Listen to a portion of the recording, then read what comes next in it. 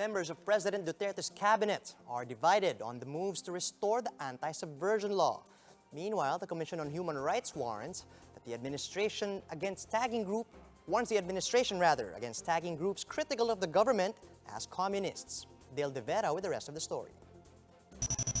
The Commission on Human Rights has raised the red flag over DILG Secretary Ed Año's proposal to revive the anti-subversion law to crack down on communist groups' recruitment of minors. Some of the supposed recruits' parents are asking the military for help in finding their missing children. But CHR spokesperson Jackie De Guia pointed out that the law does not clearly define the violations, which is why former President Cory Aquino scrapped it during her term.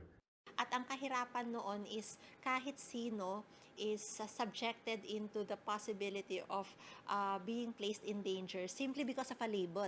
Yun yung ayaw natin eh. Yung pangkalahatang labeling nang wala namang malinaw na batayan. During the hearing of the Senate Committee on Defense, several proposals to fight terrorism were put forward. Interior Secretary Año pushed for the resumption of capital punishment.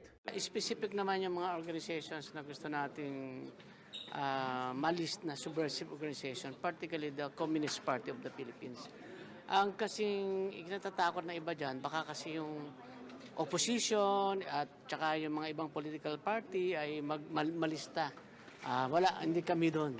Doon lang tayo sa Communist Party of the Philippines. Yun lang.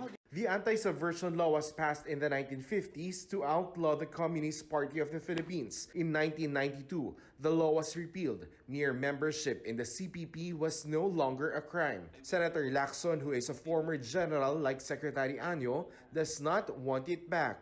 It encroaches on the fundamental right to peaceful assembly, to protest, di ba? Andun yun eh. So, I don't think I will support that.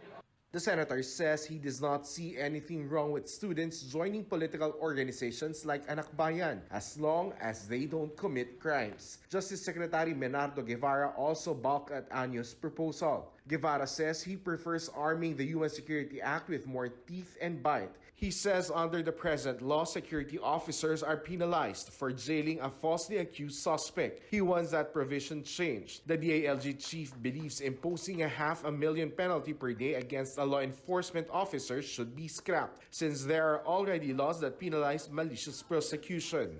For News 5, Dale De Vera, We Are One News.